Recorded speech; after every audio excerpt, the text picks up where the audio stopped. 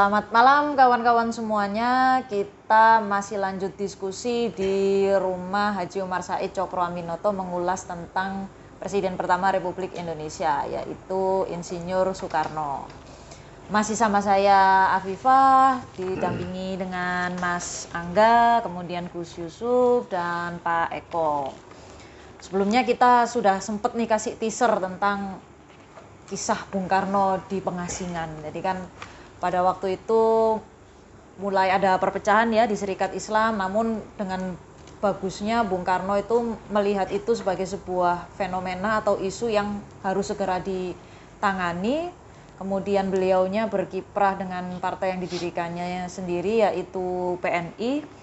Namun pada perkembangannya Bung Karno ini bersama kawan-kawannya itu ketika sudah mulai terlihat nih arah perjuangannya Indonesia menuju kemerdekaannya dianggap mungkin sebagai sebuah ancaman ya pada saat itu oleh pemerintah Hindia Belanda selaku penjajah bangsa kita pada saat itu. Nah, ini saya sebenarnya juga penasaran Bung Karno itu dalam pengasingan di mana aja gitu kan. Indonesia ini sangat luas ya. Bagaimana terus kemudian usaha dari penjajah Hindia Belanda ini memisahkan Bung Karno daripada kawan-kawannya, mungkin dengan harapan supaya Bung Karnonya juga capek atau bete mungkin istilahnya zaman sekarang ya, terus supaya mematahkan mental. Sebelumnya juga disebutkan, sempat disinggung oleh Mas Angga, pada saat pengasingan itu Bung Karno pada titik terendah mentalitasnya dia ya gitu, jadi bener-bener down lah istilahnya. Mungkin Mas Angga, Gus Yusuf dan Pak Eko bisa memberikan sedikit insight-nya tentang bagaimana kondisi Bung Karno pada saat itu dan di mana saja Bung Karno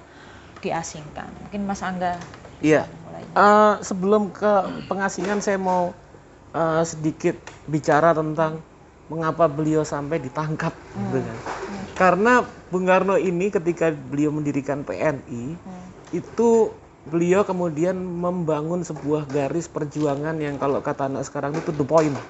Gitu. Dia bilang bahwa secara jelas dia bilang begini, dalam beberapa pidato dia bilang begini, sudah tidak saatnya lagi kita mengemis-ngemis pada kolonial. Gitu. Saatnya sekarang kita memperjuangkan dan merebut kemerdekaan dengan cara non kooperasi. Nah, itu yang kemudian menjadi semacam hantu gitu kan, yang menteror kolonial Belanda. Gitu. Jadi kemudian banyak sekali kemudian fitnah-fitnah miring atau kemudian omongan miring terhadap PNI itu.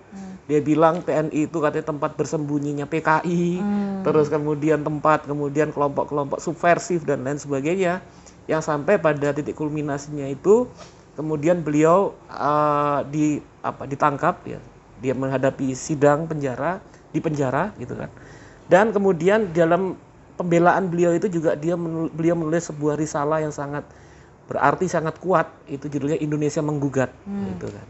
Nah, dia di situ sudah paham bahwa pada akhirnya pasti saya akan di penjara.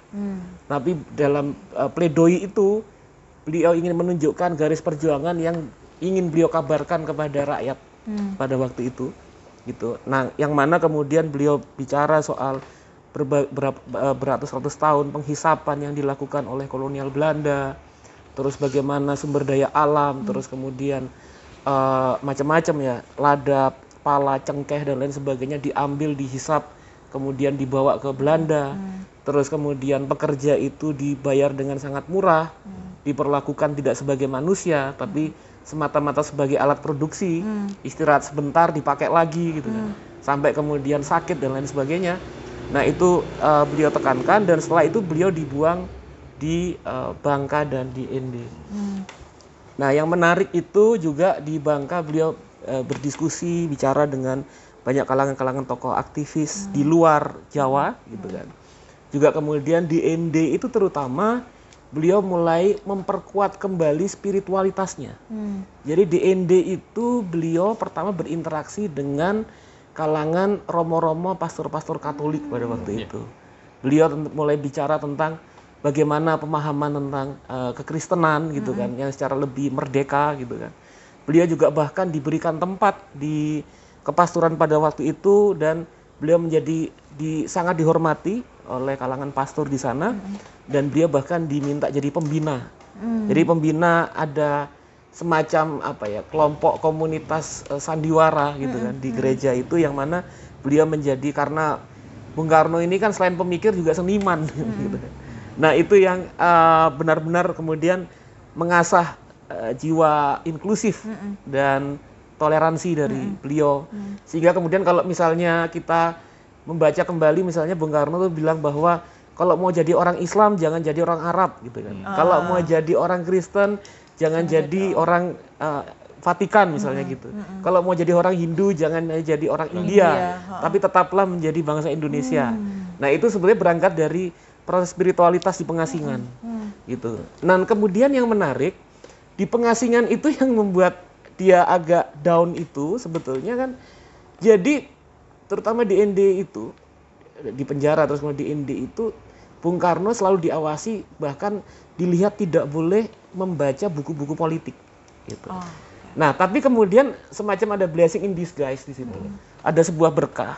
Karena dia di situ kemudian selalu disuplai dengan buku-buku agama. Nggak nanggung-nanggung loh Pak, diawasi kolonial Belanda ini 24 jam. Iya, 24 jam. Betul. Iya.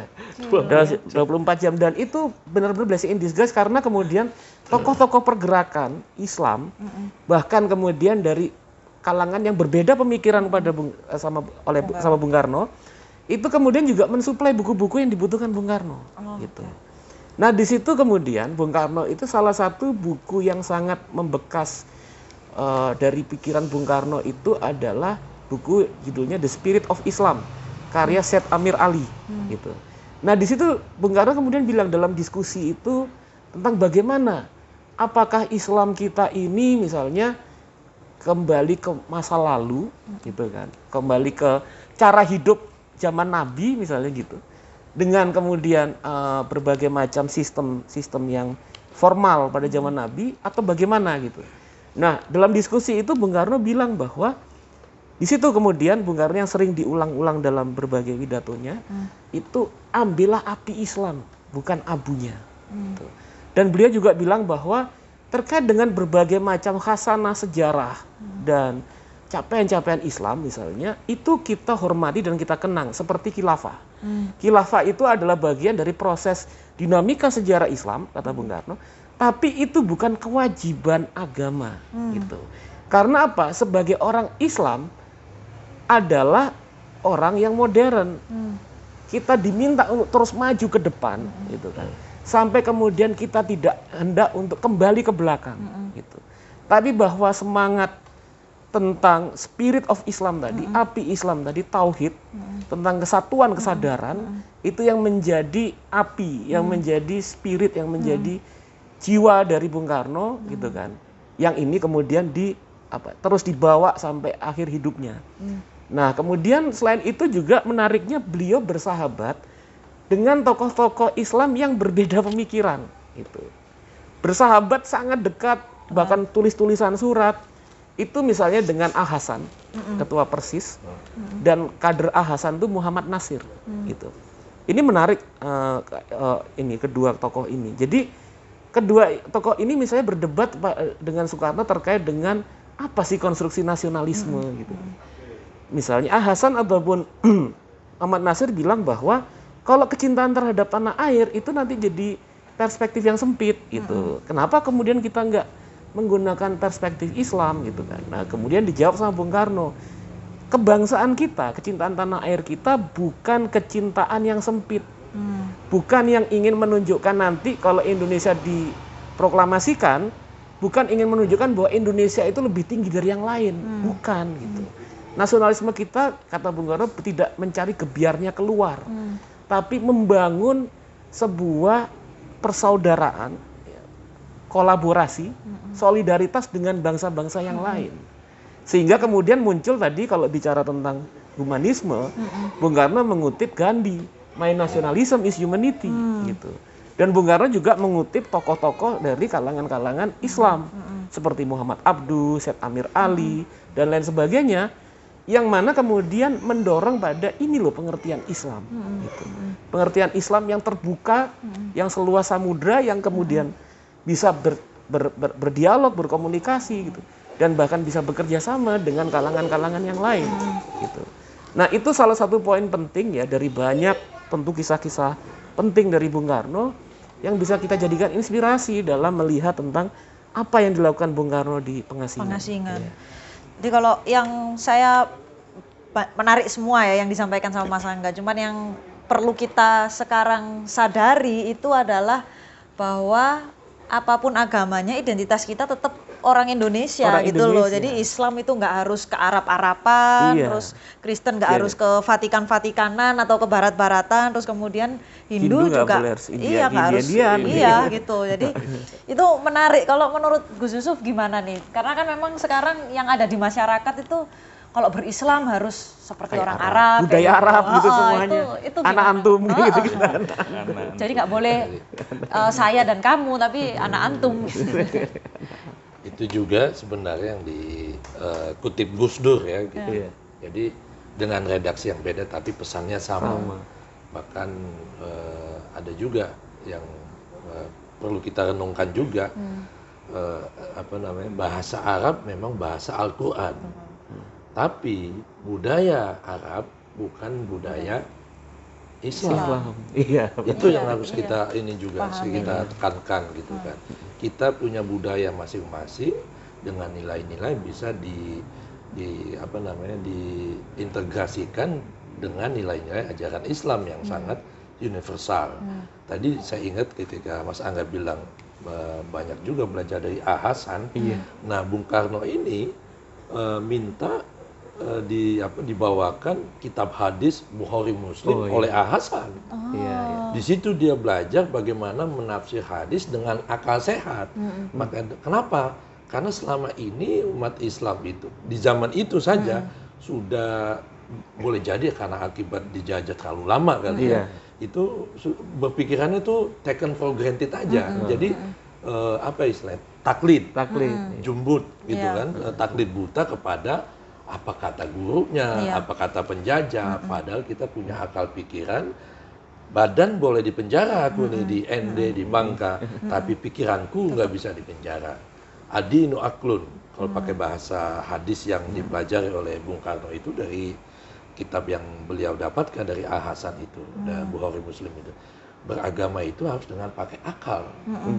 Jadi yang bisa kita terima, yang bisa kita nalar, jangan kita mengakal-akali apa yang sudah diinformasikan dalam tuntunan firman ilahi dalam kitab suci Al-Quran dan hadis. Ini yang sebenarnya selalu direfleksikan, dikontemplasikan oleh Bung Karno ini, sehingga bangkit lagi walaupun badan di penjara tapi pikiran udah nggak sabaran nih untuk segera berjuang dan memerdekakan bangsa kita yang udah kelamaan dijajah ini.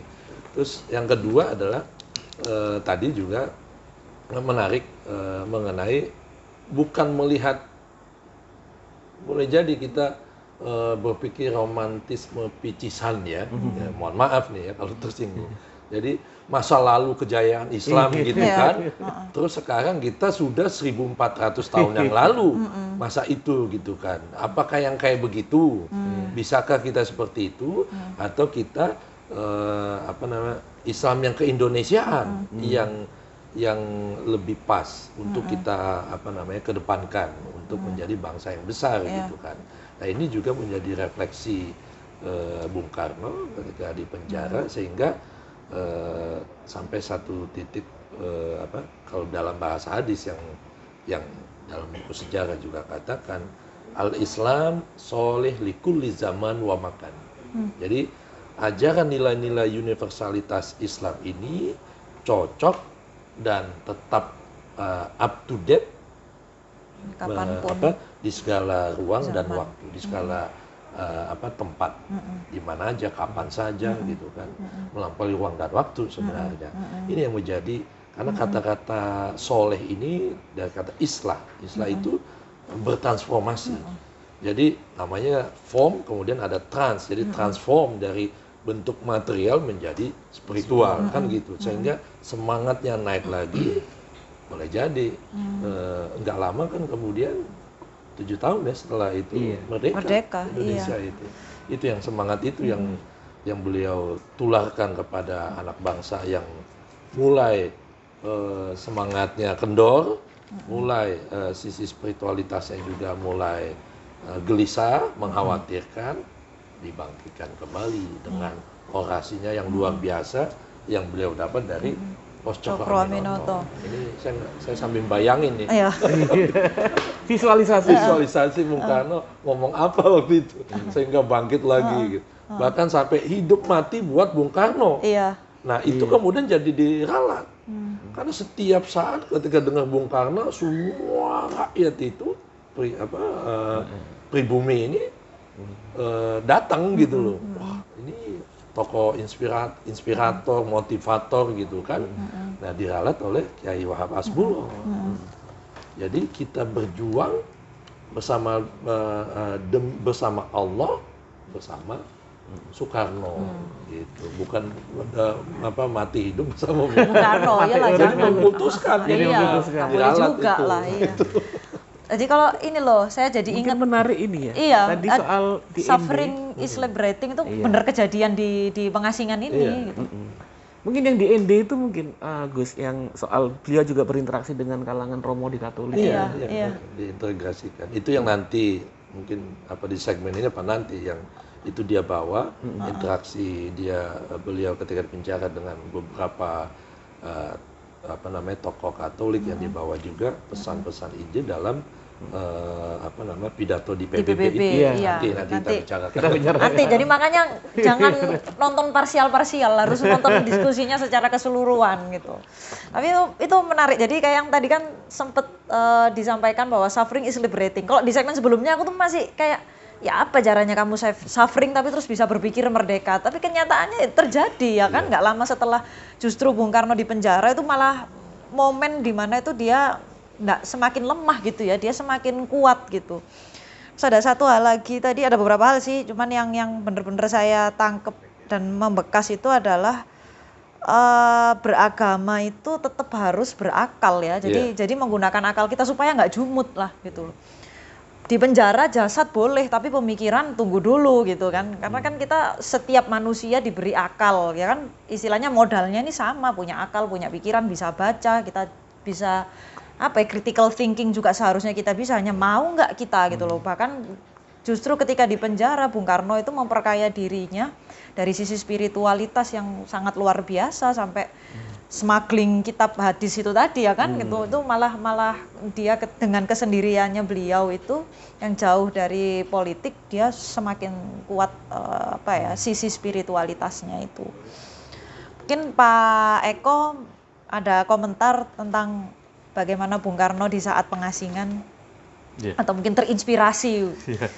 Kalau berbicara Soekarno dalam pengasingan, menurut perspektif saya sebagai pemerhati sejarah ya, dia sangat hebat sekali. Kalau menurut saya, biarpun coba kita tidak bisa bayangkan 4 tahun ditahan di Sukamiskin, 8 bulan pertama diisolasi, tidak boleh berinteraksi dengan siapapun. Setelah 8 bulan, setelah lepas dari isolasi selama 4 tahun di Sukamiskin, beliau masih berusaha untuk berkomunikasi dengan teman sejawat, teman pergerakannya melalui Bu Inggit Ganasih waktu itu kan. Tidak lama setelah keluar dari 4 tahun di penjara di Sukamiskin, dia ditangkap lagi dengan kegiatan politiknya. Sehingga tidak lagi divonis hukuman penjara di Sukamiskin, sehingga orang ini harus diasingkan. Ini menurut catatan saya diasingkan di ND. Ada 3 orang yang diasingkan setelah keluar dari penjara Sukamiskin, di antaranya Sultan Syahrir dan Hatta. Pak Karno dibuang ke ND, Sultan Syahrir dibuang ke Digul di Papua Barat. Sedangkan apa yang dilakukan Pak Karno tidak begitu dibuang, begitu down jatuh mentalnya. Ternyata beliau di sana juga masih melakukan tadi menarik sekali disinggung Pak Erlangga dan Ustadz Yusuf tadi, dia masih bergerak melalui bidang sosial agama dan malah mendirikan, kalau di catatan saya mendirikan suatu panggung sandiwara yang betul. panggung sandiwara yang diatasnamakan panggung sandiwaranya mengambil Kalimutu. Kalimutu Ya, ini kan YTND. seingat saya kan gitu Pak ya. Masih begitu hebatnya begitu loh. Dengan berjalannya waktu 4 tahun 30 ditangkap, 34 di Sukamiskin, 4 tahun di ND, 38 berketepatan dengan Perang Asia Timur Raya. Nah, disitulah titik awal dengan selesainya Pak Karno dipindah ke Bengkulu. Setelah di Bangka, dipindah lagi ke Bengkulu, dia mengajarkan agama. Dan di Bengkulu situasi agama sudah mulai terkelompok-kelompok. Di situ ada yang Muhammadiyah, ada Ahmadiyah, ada Al-Irsyad. Sudah mulai kekuatan kelompok Islam itu sudah mulai ada perpecahan di situ. Sedangkan waktu di Bengkulu, Pak Karno ini sebagai pengajar di bidang agama, kebetulan dia ada di ke Muhammadiyah waktu itu. Kalau menurut catatan saya waktu di Muhammadiyah itu ya ketemunya di mana ada muridnya yang namanya Siti Fatimah. Sehingga dinamai Soekarno menjadi Fatmawati, nama pemberian Soekarno, dan dia diperistri. Dari situlah cerita pembuangan di Bengkulu, dia menikah dengan Fatmawati itu ya dari murid Muhammadiyah itu ya. waktu mengajarkan agama di Bengkulu itu. Selanjutnya timbul Perang Asia Timur Raya, di mana 38 Pelhabur digempur habis oleh tentara Jepang, sehingga bersamaan 38 Bengkulu, Belanda yang ada di Bengkulu, di Palembang dihantam oleh militer Jepang, sehingga Belanda menyerah di lapangan di Subang, Jawa Barat itu. Akhirnya mau tidak mau, dan Soekarno di saat waktu di Palembang, di Bengkulu, untuk perjalanan ke Palembang mau dibuang dengan tahanan Belanda, dibuang ke Australia waktu itu. Nah, dan disitulah titik awal, pintu awal kemerdekaan kita sudah mulai Terlihat tidak datang begitu saja. Dari 38 sampai 42 akhirnya Belanda harus hengkang dari Indonesia. Lalu bagaimana pemerintah Jepang waktu itu yang notabene masih baru agresi di Indonesia, dan di mana tokoh-tokoh Indonesia diasingkan waktu itu. Dan maka dari itu, untuk mempengaruhi rakyat yang berada di Jawa, yang notabene Soekarno adalah tokoh memang yang flamboyan dia di mata rakyatnya. Jadi maka diambillah Soekarno, di dalam catatan sejarah, diambil Soekarno untuk mempengaruhi rakyat yang ada di Jawa oleh Jepang waktu itu.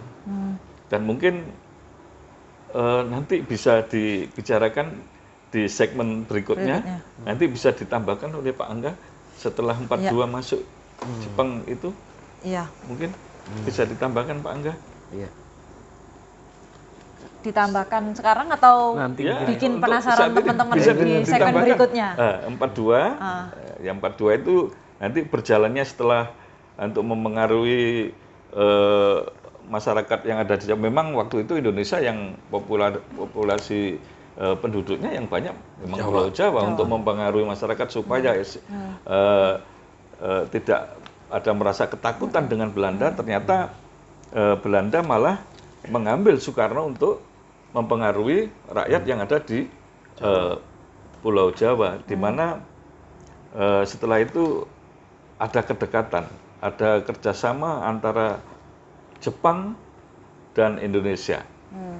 Malah di saat itu ada yang setingkat Volstad ya, kekuatan militer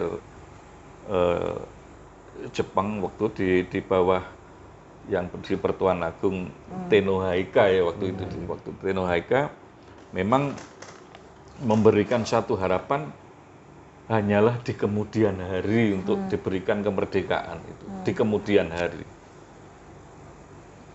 Jadi tidak diberikan waktunya, hanya di kemudian hari nanti akan tiba saatnya akan diberikan kemerdekaan. Dijanjiin doang. Ya. Nah, itu mungkin yang bisa saya sampaikan. Iya, itu apa ya? Jadi kalau saya ringkas dari yang disampaikan Pak Eko itu, meskipun kita di penjara, meskipun Bung Karno pada saat itu di penjara, itu tetap berkarya. Tetap berkarya. Waktu itu dalam hal ini kan dari segi kesenian, tapi di saat yang bersamaan pula Bung Karno tuh sempat ngajar gitu loh, diasingkan, tapi justru malah beliaunya punya kiprah yang berbeda ketika beliaunya ada di Jawa yang ngajar, terus kemudian punya panggung sandiwara itu. Mengajar di Bengkulu. Iya, selain itu juga tadi sudah disampaikan bahwa sisi spiritualitas Bung Karno itu juga semakin kuat ketika ada di pengasingan gitu lah. Di penjara aja karyanya tuh bisa banyak gitu loh. Kita aja diisolasi berapa bulan gini aja sudah pusing ini mau ngapain apa, semakin nggak produktif kan kadang-kadang. Nah itu beberapa hal dari yang bisa kita teladani dari Bung Karno. Jadi meskipun di pengasingan tetap harus berkarya, bahkan mengajar ya di masyarakat tempat di mana beliau diasingkan. Ada satu karya yang sangat fenomenal kemudian dihasilkan oleh Bung Karno yang hingga saat ini tuh menjadi dasar negara. Nah, apa itu? Kita akan bahas pada segmen berikutnya, karya fenomenal Bung Karno yang menjadi ruh dari pada Republik Indonesia. Untuk segmen berikutnya nanti akan dipandu oleh rekan saya. Tunggu aja, pastinya penasaran apa karya fenomenal Bung Karno yang diakui tidak hanya di seluruh Indonesia, namun juga dibawa ide tersebut oleh Bung Karno pada level internasional pada saat itu.